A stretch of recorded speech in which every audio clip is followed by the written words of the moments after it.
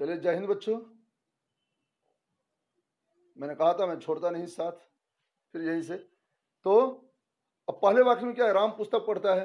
अब मुख्य, जिसमें एक मुख्य क्रिया हो, इसमें क्या है, एक मुख्य क्रिया है, पढ़ता है मुख्य क्रिया है तो सहायक क्रिया है, पढ़ना जो है वो मुख्य क्रिया है जो अकेली है।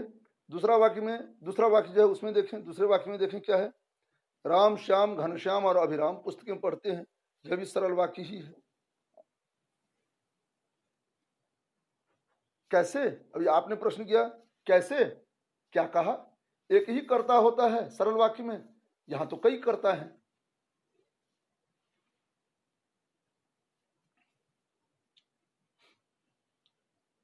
आपका कहना जायज है।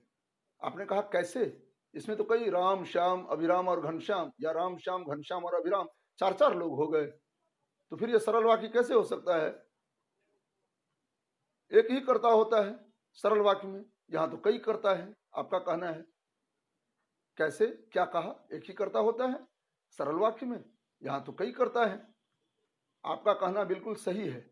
सरल वाक्य में एक से अधिक कर्ता नहीं होते, परंतु यह भी सही है कि इतने नामों के बाद भी उक्त वाक्य सरल ही है। इसका मुख्य कारण यही है कि नाम कई हों लेकिन वे एक ही क्रिया कर रहे हों तो वाक्य सरल ही कहलाएगा। किसी भी कीमत पर दो मुख्य क्रियाएं नहीं होंगी। समझ में आया? आया? बोलो बोलो, आया? नहीं आया? मैं बताता हूं। समझाना जरूरी होता है बच्चों। किताबें रख लेने से पढ़ाई नहीं होती, गुरु का होना अनिवार्य होता है। हम लोगों ने भी गुरुओं की मतलब बहुत ही डांट सुनी है ना। और पिताजी तो खूब कुटुम्बस करते थे, खूब पीटते थे। स्कूल में मार न के बराबर लगी, कभी नहीं लगी। एक थप्पड़ एक बार शायद, और एक आध छड़ी कभी लगी हो तो लगी हो, नहीं तो। लेकिन पिताजी से रोज मार खाता था। ऐसा नहीं मैं बोधा था, बोधा नहीं था, बोधा नहीं था, पढ़ता ही नहीं था। परीक्षा से 3 महीनों पहले बैठ जाता था पढ़ने के लिए, और उसमें लेकिन फिर कुछ नहीं सुनता था, ना इधर ना उधर, कुछ 3 महीने 3 सालों की तरह पढ़ाई करता था। यह भी सच है, यह भी सच है। इसलिए कमजोर नहीं रहा कभी, माता पिता और माँ के सिमन कुंपा से। आप लोग ऐसा ना करें कि न पढ़े और 3 महीने, लेकिन उसके लिए भी बहुत धैर्य चाहिए ना। बहरहाल आपको करना क्या है, आपको रोज पढ़ना है, 3 महीने नहीं, आपको रोज पढ़ना है। रोज आप 2 घंटे पढ़िए ना, ज्यादा नहीं पढ़ना है। ज्यादा पढ़ के क्या कीजिएगा, 2 घंटे रोज पढ़िए मन से। लेकिन वे 2 घंटे इस तरह पढ़ाई में आपके व्यस्त होने चाहिए जिस तरह बगुला 2 घंटों तक ध्यान लगाता है, जिस तरह जो चातक है वह स्वाति की बूंदों की प्रतीक्षा करता है ना। और बसंत पतझड़ जैसे वसंत के आने का इंतजार करता है, इसी तरह से। अब यहां देखिए क्या है, आपका कहना बिल्कुल सही है। सरल वाक्य में एक से अधिक कर्ता नहीं होते, सरल वाक्य में एक ही कर्ता भी होता है। मैं आ रहा हूं उस पॉइंट पर। आप जो बोल रहे हैं ना, मैं समझ रहा हूं, एक ही कर्ता होगा। परंतु यह भी सही है कि इतने नामों के बाद भी उक्त वाक्य सरल वाक्य ही है। आगे देखिए, इसका मुख्य कारण यही है कि नाम कई हों लेकिन वे एक ही क्रिया कर रहे हों तो वाक्य सरल ही कहलाएगा।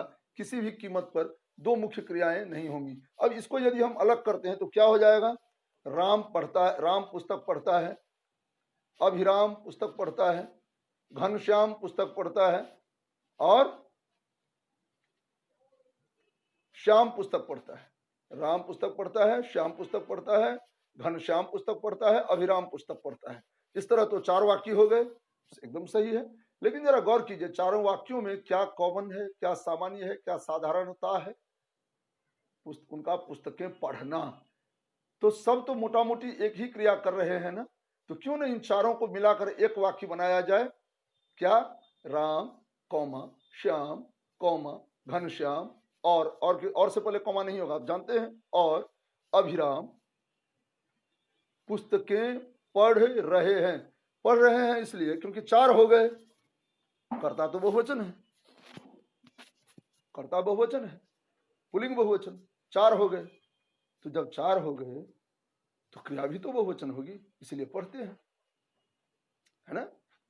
लेकिन लेकिन लेकिन जरा देखिए, क्रिया का वचन बदला, क्रिया की संख्या नहीं बदली। मैं क्या बोल रहा हूँ, आप समझ रहे हैं मैं क्या बोल रहा हूँ? क्रिया का वचन बदला, बहुवचन में क्रिया अवश्य हुई है, क्योंकि कर्ता बहुवचन है, ये तो हम सब जानते हैं। कर्ता यदि पुल्लिंग हो तो क्रिया पुल्लिंग, कर्ता एक वचन हो तो क्रिया एक वचन, कर्ता पुल्लिंग बहुवचन हो तो क्रिया पुल्लिंग बहुवचन, कर्ता पुल्लिंग बहुवचन है तो क्रिया भी पुल्लिंग बहुवचन है। लेकिन इसकी संख्या तो नहीं बढ़ी। ऐसा तो नहीं है कि राम पुस्तक पढ़ता है, श्याम ग्रंथ लिखता है, घनश्याम खेल रहा है या खेलता है और अभिराम घूमता है, ऐसा तो नहीं कहा मैंने। 4 प्रकारों की क्रियाओं के प्रकार नहीं आए, यहाँ क्रिया एक ही है, क्रिया के प्रकारों में अंतर नहीं है। कर्ता 4 हैं लेकिन क्रिया एक है। इसका मतलब यह हुआ कि मूल रूप में सरल वाक्य की पहली निशानी है कि कर्ता भले ही एक से अधिक हों, लेकिन वे यदि एक ही क्रिया करते हों, 1000 कर्ता होंगे, एक ही क्रिया करेंगे तो 1000 कर्ताओं को भी एक ही उनका एक समूह बन जाएगा और उन्हें एक ही माना जाएगा बहुवचन में। अब अंतर समझ में आया? उन्हें एक ही माना जाएगा, वे 1000 नहीं होंगे। हाँ, क्रियाएं अलग अलग हो जाएंगी, तब निसंदेह वह वाक्य सरल वाक्य नहीं रहेगा। राम पढ़ता है, घनश्याम खेलता है, अभिराम दौड़ता है, श्याम हंसता है, ये चारों हो गए अलग। अब इन चारों को मैं यदि कहा जाए कि राम, श्याम, घनश्याम और अभिराम क्रमशः खेलते हैं, हंसते हैं, दौड़ते हैं, बोलते हैं, तो यह वाक्य सरल वाक्य होगा ही नहीं, यह हो जाएगा संयुक्त वाक्य, क्योंकि हर क्रिया से एक नया वाक्य बन जाएगा। राम हंसता है, अभिराम पढ़ता है, श्याम खेलता है, घनश्याम दौड़ता है, वगैरह वगैरह। मैं समझता हूँ आपकी समझ में बात आ गई है ना? आप तो बहुत तेज तर्रार हैं, ऐसा थोड़ी है कि नहीं समझ आई होगी बात। समझ रहे हैं ना जी? और देखिए, ये सारी बातें किताबों में नहीं है, आपको गुरुजी ही बताएंगे। जब भी बताएंगे गुरुजी बताएंगे, माता पिता और मामा के कृपा से। तो इसका ख्याल रहे, सनद रहे यानी ध्यान रहे। यदि सभी बहुत सारे कर्ता हों और वे सारे के सारे कर्ता सिर्फ एक क्रिया करें, यहाँ पढ़ने की क्रिया अकेली है, तो एक ही वाक्य में एक ही क्रिया की प्रधानता होगी और वह वाक्य संयुक्त वाक्य कहलाएगा।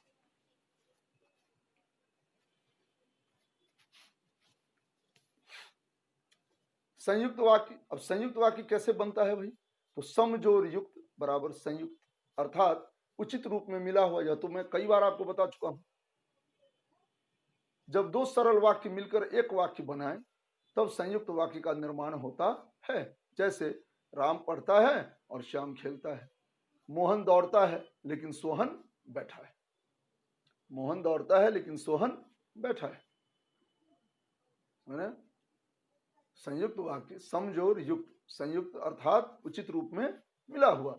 जब 2 सरल वाक्य मिलकर एक वाक्य बने, अभी मैंने कहा, तब संयुक्त वाक्य का निर्माण होता है। यहाँ क्या है? पहला वाक्य जरा देखिए, राम पढ़ता है और श्याम खेलता है। 2 संयुक्त वाक्य हैं यहाँ, ये 2 सरल वाक्य हैं। राम पढ़ता है एक सरल वाक्य है, और हटा दीजिए और यहाँ पूर्ण विराम लगाइए ना। यहाँ तो मैं बोर्ड नहीं रखता घर में, लेकिन इसको यदि इस तरह से किया जाए और हटाकर पूर्ण विराम लगाइए, एक सरल वाक्य हो गया। क्यों सरल वाक्य? कैसे? क्योंकि एक ही करता है और खासकर मुख्य क्रिया तो एक ही है, पढ़ना। श्याम खेलता है, यहाँ भी मुख्य क्रिया एक ही है ना, यहाँ पूर्ण विराम है ही और आप हटा ही चुके हैं।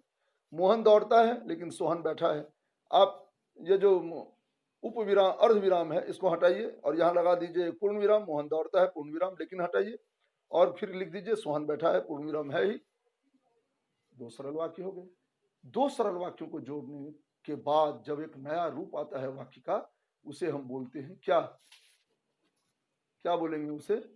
उसे बोलेंगे संयुक्त वाक्य। क्या बोलेंगे? संयुक्त वाक्य। ठीक है, यह चलिए ये देखिए संयुक्त वाक्य में, संयुक्त वाक्य में दोनों सरल वाक्यों को जोड़ने का काम करने वाला शब्द समानाधिकरण समुच्चय बोधक कहलाता है। यह तो आप जानते हैं, पहले से पढ़ा ही चुका हूं। जैसे और, एवं, तथा, व, लेकिन, किंतु, मगर, परंतु, या, अथवा, अर्थात, इसलिए, या तो या, न तो न, फलतः, फलस्वरूप, परिणामतः, तत् आदि। हो सकता है एक आधा और भी हो, मुझसे छूट गया हो सकता है ऐसा। ये सब है। समानाधिकरण क्यों? क्योंकि व्याकरण में सभी के सारे वाक्य एक समान हो, चाहे वे अच्छे वाक्य हो बुरे वाक्य हो, व्याकरण सबको समान मानता है। जैसे एक माता पिता के बहुत सारे बच्चे हों लेकिन कुछ अच्छे हों और कुछ बुरे, तो क्या बुरे बच्चों से वे नाराजगी पैदा मोल ले लेते हैं क्या? बुरे बच्चों के प्रति अपने मन में नाराजगी पाल लेते हैं क्या और उन्हें त्याग देते हैं, या उन्हें मारते पीटते हैं, उनके प्रति दुश्मनी का भाव रखते हैं क्या? जी नहीं, उन्हें बल्कि और सुधारने का प्रयास करते हैं। उसी तरह से और उनके प्रति और सतर्क रहते हैं वे। उसी तरह से व्याकरण एक ऐसा अभिभावक है जिसमें कोई भी वाक्य हो वो समान महत्व रखता है, चाहे वो सकारात्मक हो नकारात्मक हो। हमें बड़ों का सम्मान करना चाहिए, इसका जितना मूल व्याकरण जानता है उतना ही मूल यह भी जानता है कि हमें बड़ों का सम्मान नहीं करना चाहिए। व्याकरण के लिए दोनों बराबर है। हाँ, नैतिकता पर आघात हो जाएगा, नैतिकता हमारी कुंठित हो जाएगी, हमारा मन मलिन हो जाएगा, हमारा संस्कार धूमिल हो जाएगा, ये सारी बातें अलग हैं। लेकिन सच्चाई यह है कि व्याकरण इन सबको सही मानता है। सूरज पूरब में उगता है, सही है। सूरज पश्चिम में उगता है, सही है। व्याकरण बोलेगा सही है। उसका नैतिकता अनैतिकता से कुछ लेना देना नहीं है। उसका मतलब यही है कि भैया मेरे नियमों का पालन किया है कि नहीं। सूरज करता है, पश्चिम में क्रिया ये जो है पूरक है, उगता है, क्रिया का रूप है मेरे सभी नियमों का पालन करता है। क्या पता क्या फर्क पड़ता है पूर्व में उगे कि पश्चिम में उगे, मेरी तरफ से हाँ है, यानी मैं इसे सर्टिफिकेट देता हूं। व्याकरण ऐसा बोलेगा। तो समानाधिकरण, क्योंकि दोनों जो सरल वाक्य हैं वे समान महत्व वाले होते हैं, तो दो समान महत्व वाले सरल वाक्यों को जोड़ने वाला जो होता है, सीमेंटिंग फोर्स जो लाता है, वह समानाधिकरण, यानी समान अधिकार वाले, समान अधिकार रखकर दो समान महत्व वाले सरल वाक्यों को जोड़ने का काम करने वाला। क्योंकि दो समान अधिकारियों को जोड़ता है वह, इसलिए वह समान अधिकरण, समान जोड़ अधिकरण, अधिकरण यानी अधिकार में होना। ठीक है, चलिए इतना ही रहने देते हैं। और फिर इसका अगला भाग, मिश्र वाक्य तो मैंने शुरू भी नहीं किया, इसमें भी बहुत सारे उदाहरण अभी बचे हुए हैं, सो मैं लाऊंगा। अगले सप्ताह भी हम यही पढ़ेंगे। धन्यवाद, जय हिंद। मिलकर रहिए, अच्छी तरह से रहिए, खुश रहिए।